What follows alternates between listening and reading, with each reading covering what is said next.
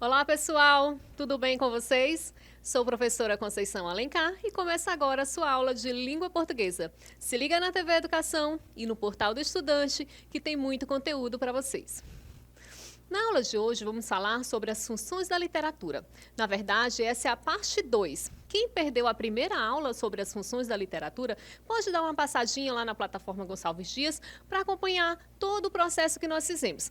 Na primeira aula, nós falamos sobre a função político-social, nós falamos sobre a função catártica, que é aquela que tem a função de liberar os sentimentos e as emoções, e falamos também sobre a função estética, aquela que está mais ligada à questão das palavras, a escolha correta das palavras, preocupada com a métrica, com as rimas e com todos esses aspectos que estão ligados à estética. Não só com a palavra, mas também com a estética. Então, hoje nós continuaremos vendo as funções da literatura, iremos ver também alguns exercícios e analisar alguns textos. Então, vamos lá.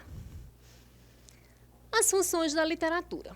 A literatura, do latim litera, que significa letra, é uma das manifestações artísticas do ser humano, ao lado da música, dança, teatro, escultura, arquitetura, dentre outras.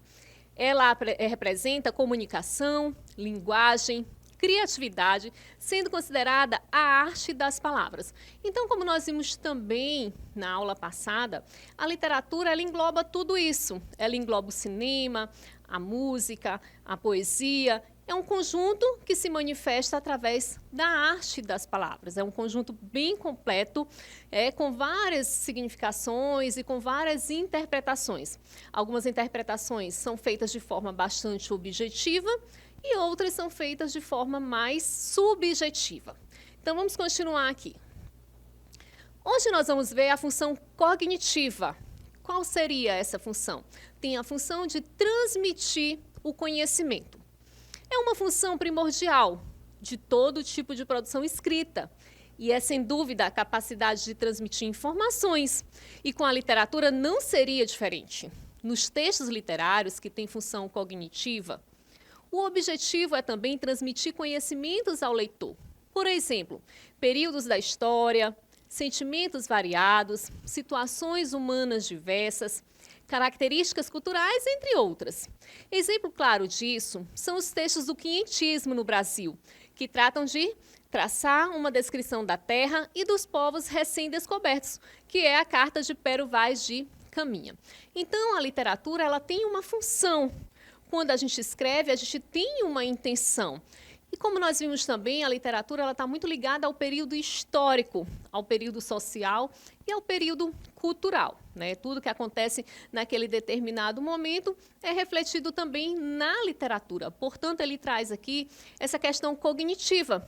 É uma das funções da literatura retratar tudo isso, registrar tudo isso, todos esses acontecimentos através de informações. Então, a literatura ela pode ter a função de entreter, de informar, pode ter a função de criticar, uma função política e social, e aqui, no caso, a cognitiva de trazer conhecimento. Como ele cita a carta, logo na descoberta do Brasil, o Pero Vaz de Caminha ele vai fazer um relato de como era esse novo país, o país que eles dizem ter descoberto. E ele vai falando de forma muito detalhada. Por aí vocês têm ideia de como inicia a nossa literatura. Vocês sabem que o quinhentismo é um dos primeiros registros que a gente tem de literatura no Brasil. E aí, com o passar do tempo, essa literatura ela vai evoluindo, acompanhando todo o pensamento e toda essa trajetória histórica e social do nosso tempo e do nosso meio. Então, vamos ver aqui um trecho dessa carta de Pero Vaz de Caminha. Lembrando que essa carta ela faz parte do quinhentismo. Por que tem esse nome quinhentismo? Faz relação à descoberta do Brasil, que é justamente em 1500. Por isso o nome quinhentismo, vem de 1500. Então vamos ver um pouquinho sobre essa carta e de como o Brasil foi retratado. De ponta a ponta é tudo praia palma, muita chã e muito formosa. pelo sertão nos pareceu, vista do mar, muito grande, porque a estender olhos não podíamos ver, senão terra com arvoredos, que nos parecia muito longa. Nela, até agora, não podemos saber que haja ouro, nem prata, nem coisa alguma de metal ou ferro, nem lhe ouvimos. Porém, a terra em si é de muito bons ares. Porém, o melhor fruto que dela se pode tirar, me parece que será salvar esta gente, né? Então, ele faz aí um retrato de como era o Brasil e também dos povos que eles já encontraram aqui, achando que eles viriam como Salvador, como trazer, impor a religião, impor a cultura deles para aqueles povos, como se fosse uma salvação. Né? Então, vocês podem ver que é uma carta totalmente descritiva e que traz o quê? Traz o conhecimento da época. Então, é uma função cognitiva, trazer conhecimento, especificar, informar. Agora vamos ver a função lúdica, de entreter, relaxar e envolver. A literatura pode ter também a função de simplesmente entreter o leitor, ou seja, divertir e proporcionar algum tipo de prazer, como relaxamento e diversão.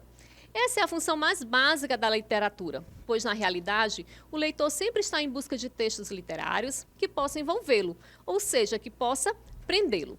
Então, mais uma função, que é a função de entreter, né? Quantos de nós, às vezes, não pegamos uma leitura um pouco mais suave, um pouco mais leve, mesmo com a intenção de entretenimento. Infelizmente, na nossa cultura, as crianças e os adolescentes não veem a leitura como uma diversão. Muitos não veem a leitura como uma diversão. Por exemplo, o que você vai fazer no final de semana para se divertir? Ah, vou à praia, vou ao cinema, vou sair com os amigos, mas dificilmente você vai ouvir uma criança ou um adolescente dizer: ah, selecionei uns livros para ler. Esse vai ser o meu entretenimento, essa vai ser a minha diversão. Porque a leitura, infelizmente, ela ainda não é vista muito dessa forma. Mas nós sabemos que a literatura ela tem sim essa função de entretenimento, né? De entretenimento, uma função mais lúdica, como as histórias em quadrinhos, como as piadas, como algumas narrativas e vários outros gêneros textuais que estão o tempo todo ao nosso redor. Os filmes, né? Vocês podem pegar aí no cinema, tem muita questão que é mesmo comédia, coisas que são mesmo para entreter. Não tem o principal objetivo de informar, e sim de entreter. Então, vamos ver aqui alguns exercícios relacionados a isso. Vamos marcar se as alternativas são verdadeiras ou falsas. Então, fiquem bem atentos aí para as opções. Letra A. A noção de belo pode ser representado por uma série de conceitos, de acordo com a noção de cultura de cada um. A cultura ela interfere muito nisso. Então, de acordo com a cultura, algo que eu possa considerar belo, talvez não seja belo para você. Em um determinado país, pode considerar aquilo como belo, e em outro já não é considerado belo. A função catártica da literatura tem a ver com o conceito de belo. Letra C. A função lúdica da literatura tem a ver com deleite e diversão. E letra D. Pode-se afirmar que tudo aquilo que se escreve é literatura. Então, vamos ver quais são as opções verdadeiras e quais são as opções falsas. Vocês conseguiram fazer essa diferenciação? Então, na verdade, a primeira, ela é verdadeira. Esse conceito de belo, ele vai variar de acordo com a cultura, né? De acordo com a sociedade, de acordo com a localidade. O que é considerado belo para uns pode não ser considerado belo para outros, né? O mesmo até acontece com comida. O que a gente acha estranho algumas pessoas comerem lá em outros países, para a gente, o que é para a gente pode não ser para eles, né? Então, tem essa questão bem cultural. A função catártica tem a ver com o conceito de belo? Não. Tem a ver com o quê? Com liberar os sentimentos e as emoções. Esse conceito de belo seria o quê? A função estética. A função lúdica da literatura tem a ver com o deleite e a diversão? Sim. A lúdica, sim, tem a ver com o prazer, com o deleite, com o entretenimento, tudo relacionado a essa fruição. Pode-se afirmar que tudo que se escreve é literatura? Não, né, turma? Nem tudo que vai se escrever é considerado literatura. Claro que a gente pode fazer uma análise do ponto de vista denotativo ou do ponto de vista conotativo, mas isso não significa que tudo que eu escreva seja literatura. Relacione as funções da literatura com os seus objetivos. Então, aqui, na verdade, nós temos o resumo das 5 funções da linguagem. Quem ainda, das funções da literatura, na verdade, quem não acompanhou essa aula, dá uma passadinha lá na plataforma Gonçalves Dias, que a primeira aula vocês vão ver a função político e social. A segunda, ainda nessa primeira aula, vamos ver a função catártica e também a função estética, tá? Então, vamos tentar associar cada uma. A vazão de sentimento seria qual? A lúdica, estética, política e social, cognitiva ou catártica. A apreciação do belo seria qual classificação? O retrato da realidade, entretenimento e conhecimento. Se vocês tivessem que fazer essa relação, como é que vocês fariam essa relação? Vamos ver então como fica? Então, a catártica é a vazão do sentimento, liberar os nossos sentimentos e as nossas emoções. A função estética é a apreciação do belo, é mais ligado mesmo à questão da palavra, a escolha correta das palavras, para que exista toda uma preocupação com a rima, com a métrica e com a escolha minuciosa de cada palavra.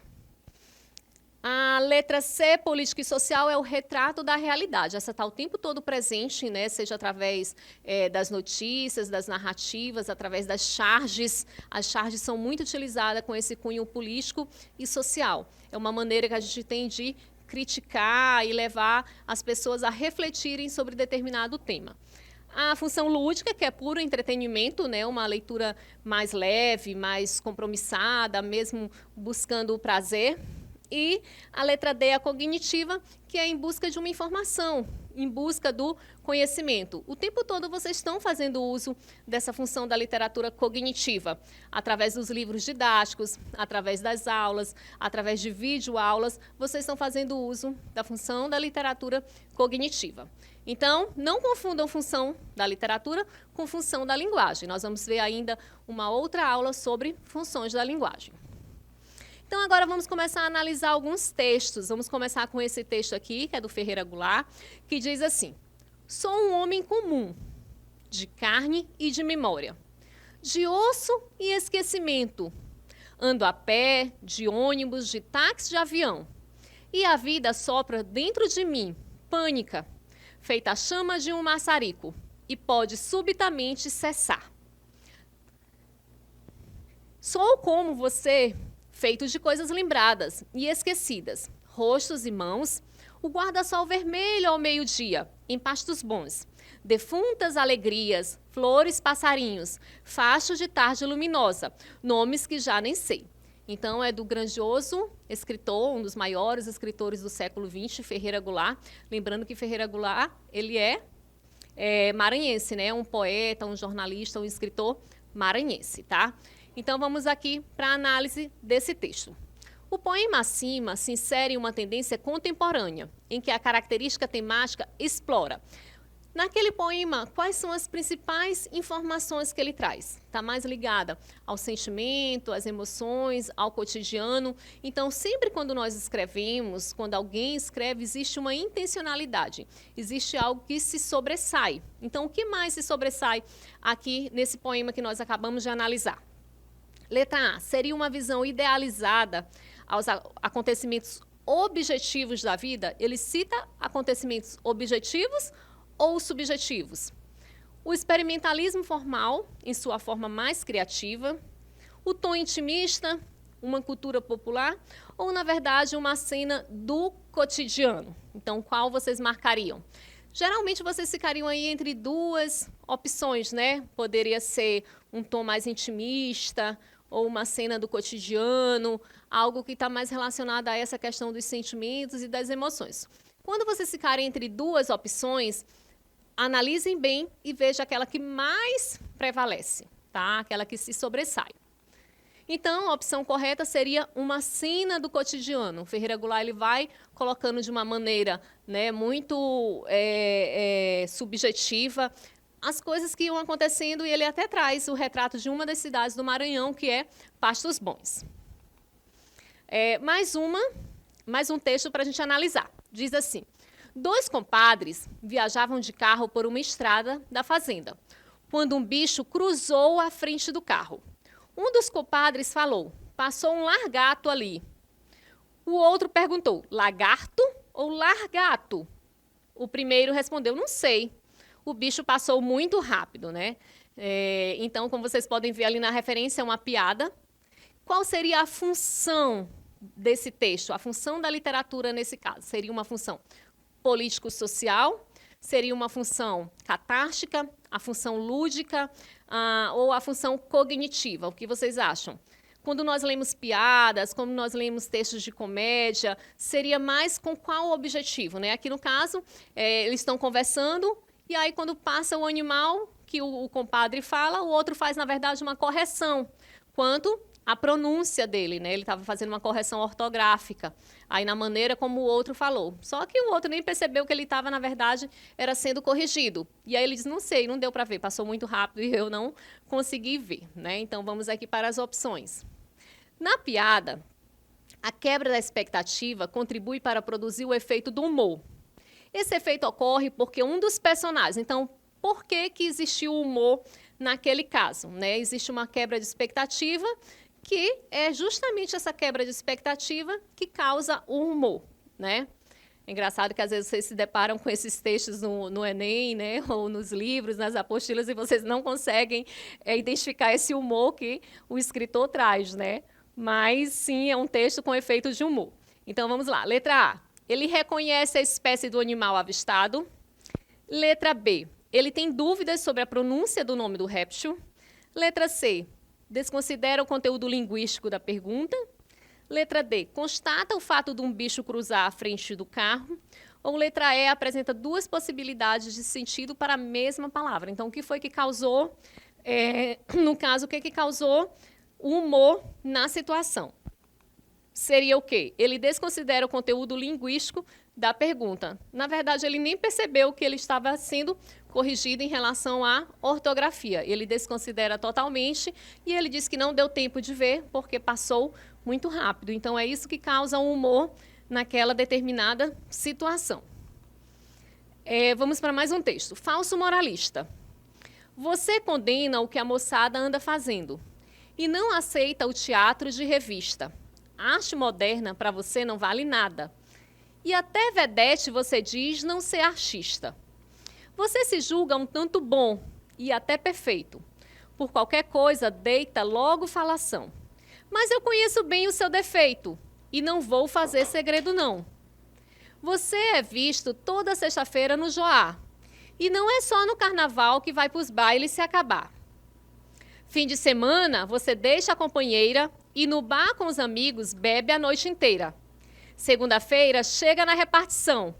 Pede dispensa para ir ao oculista e vai curar a sua ressaca. Simplesmente, você não passa de um falso moralista. Na verdade, é uma música, tá, turma? É O Sonho de um Sambista, de Nelson Sargento.